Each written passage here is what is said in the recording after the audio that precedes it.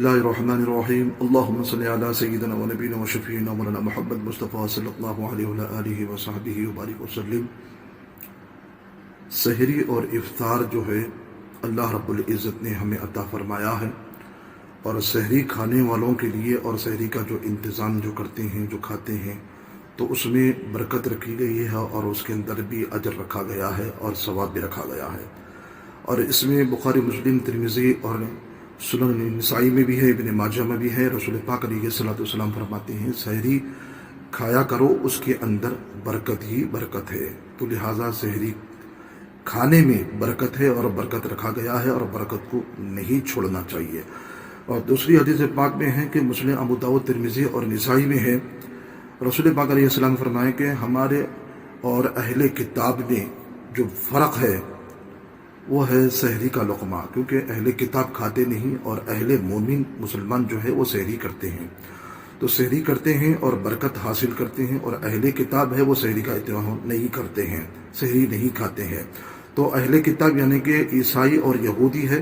اور عیسائی یہودیوں میں اور مسلمانوں میں جو فرق ہے وہ سحری کا فرق ہے روزے میں۔ تو روزہ اہتمام جو کرتے ہیں اور سحری کا جو اہتمام کرتے ہیں وہ سحری کو کھاتے ہیں، اور سحری کے اندر چند لقمے اگر استعمال کرتے ہیں یا کھاتے ہیں، اس میں اللہ نے برکت دی ہے۔ اور اہل کتاب اور تم میں یہی فرق ہے کہ تم سحری کھاتے ہو، اہل کتاب سحری نہیں کرتے۔ پھر دوسری بات یہ ہے، صحیح ابن حبان میں ہے، رسول پاک علیہ الصلوۃ والسلام نے فرمایا اللہ اور اس کے فرشتے سحری کھانے والوں پر درود بھیجتے ہیں، یعنی کہ دعا کرتے ہیں ان پر، دعائے رحمت کی بارشیں، برکت کی بارشیں عطا فرماتے ہیں،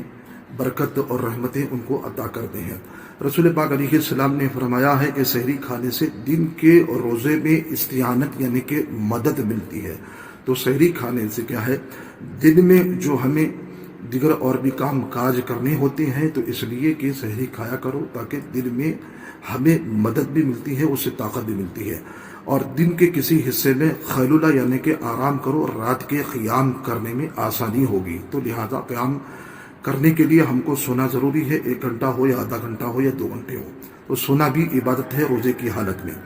پھر یہ رسول پاک علیہ السلام نے فرمایا ہے، عبداللہ ابن عباس رضی اللہ تعالیٰ عنہ فرماتے ہیں، رسول پاک علیہ السلام فرماتے ہیں 3 شخصوں پر کھانے میں اللہ تعالیٰ حساب نہیں لے گا، ایک حلال کھانے والا، ایک روزے دار جو سحری میں کھانے والا، اور تیسرا جو ہے سرحد پہ گھوڑا باندھنے والا، جو اللہ کی راہ میں اسلام کی سربلندی کے لیے جو گھوڑا باندھتا ہے اور سرحد میں بیٹھ کر کھاتا ہے، تو اس پر بھی حساب کتاب نہیں ہوگا،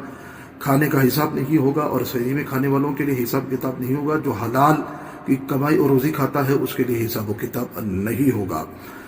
پھر یہ بھی ہے کہ رسول پاک علیہ السلام نے فرمایا ہے کہ امام احمد ابو سعید خدری اس حدیث کے راوی ہیں، فرمایا ہے آپ نے سحری کل کی کل اس میں برکت ہے، اسے نہ چھوڑنا چاہیے، اگرچہ ایک گھونٹ پانی ہی پی لے،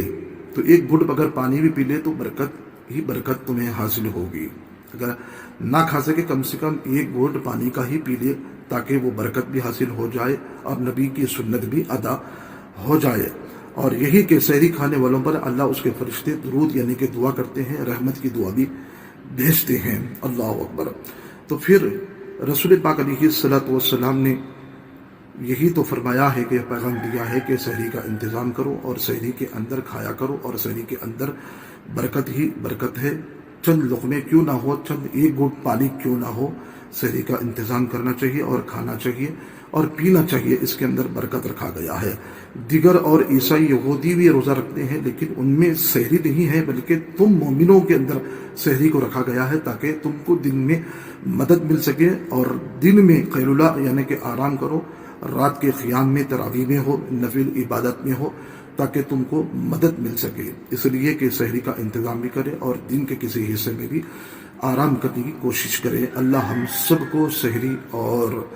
کرنے کی توفیق بھی عطا فرمائے، اور سحری میں برکت